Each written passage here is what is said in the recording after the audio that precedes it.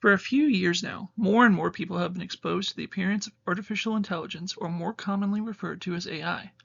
Whether this exposure was done through a phone call, through a company, or exposure to different AI applications such as ChatGPT, it is undeniable that more and more exposure is occurring every day. One such sector of AI development is occurring in the medical field currently. AI is making big strides for more utilization in the medical field each and every day. The goal of this presentation is to discuss the drawbacks of implementation of generative AI models in the world of medicine and the assortment of problems AI's introduction bring into an already complicated world filled with dangerous variables. While helpful on paper, in practice, AI models can often be attributed to more negative factors than there are positive. This presentation aims to discuss the slew of problems attested to AI utilization in the sector of medicine. Through my research, I have found evidence suggesting that factors such as power consumption, the greenhouse gas dispersal, errors in AI accuracy and bias, as well as a general or harmful outlook of AI implementation in the medical field from the public. These issues will be discussed thoroughly through this presentation. However, they are not the only worrying concerns I have found in my research, only the largest problem. As briefly mentioned, AI, while having some helpful applications, has a lot of problems with its usage that are not properly fine-tuned yet. These issues are the high power consumption, the large amounts of greenhouse gas exposure, the low accuracy and bias that is inherently attributed through AI, and the population's acceptance of the AI and its utilization in the medical field. Let's take a look at the first issue attested to AI implementation in the medical field, its power consumption. AI power consumption varies from model to model usage, but all thinking models generate relatively high amounts of power consumption. High outputs of power consumption from a variety of data centers can range from 1.4 to 1,287 megawatts to operate. While this doesn't sound like a lot, I'm going to remind you that 1 megawatt of power is enough to power an average household in America for 1.2 months. That is the amount of power AI data centers use in their utilization. I personally feel that AI models shouldn't be utilized until proper usage of electricity can be used to power these machines. If we continue to utilize this energy unsustainably, it'll have detrimental effects on the amount of energy we use in the future. Secondly, the amount of greenhouse gases expelled by these AI data centers is much larger than they should be. AI centers expel lots of carbon dioxide in their usage, so much so that the levels can be seen as detrimental to our planet. Approximately 47 to 552,000 kilograms of CO2 can be traced to various data centers. These numbers are simply unacceptable and seem counterintuitive to add to the high value of greenhouse gases in a field of medicine where we're trying to save lives. Third, we have to discuss the accuracy, bias, and the cost effectiveness of implementing AI into the medical field.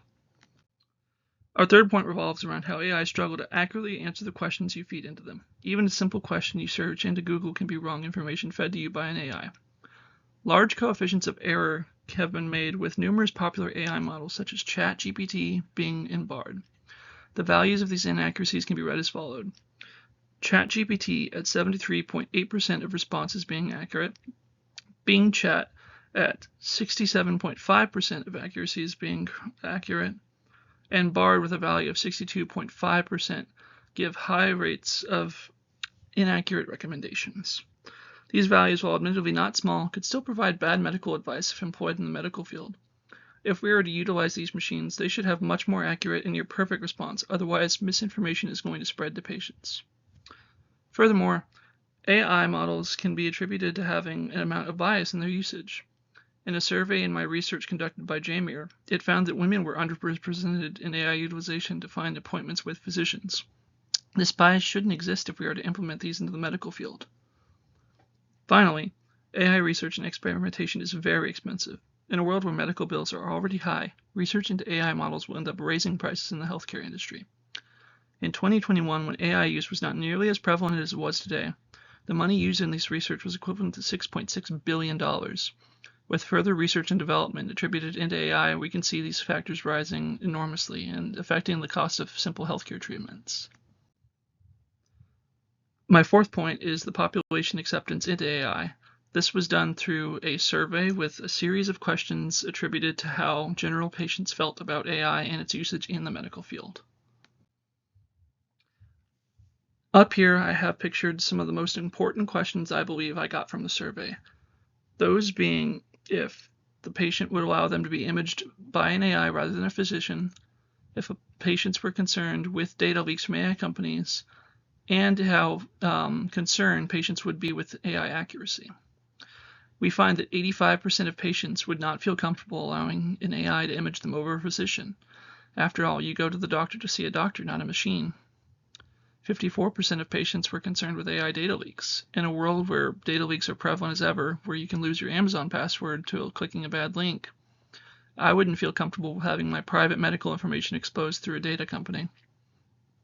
Additionally, 70% of patients were highly concerned with accuracy, and as we saw on the last slide, with AI accuracy not being as high as it should be, I'd say this is a very fair concern for patients to have regarding AI accuracy. My recommendations moving forward involve lowering AI power consumption until it reaches acceptable levels. Until then, I just don't think that it's responsible for us to use these AI models when they consume so much powerful. Lowering greenhouse gas products is our next step in making sure that AI could be properly utilized. Whenever we burn off less carbon dioxide to power these things, we can implement them into the field. Again, AI accuracy needs to be improved, bias must be eliminated, and ideally we find a much more affordable way to research into AI models. User trust needs to be higher. When we look at the surveys of patients that were going to be using these AI models, they weren't confident that AI was going to be able to properly give them the results they need, nor let them give them the results. So my unprofessional recommendation would be to avoid AI implementation in the medical field until it's refined and streamlined for general use. In conclusion, the utilization of AI should not be utilized in the medical field due to its high cost implementation, its high greenhouse gas outage and power consumption, its bias and error values, and its patient healthcare confidence values are increased. When these issues are sorted out properly, there is the possibility for AI to be implemented into the medical field. Thank you.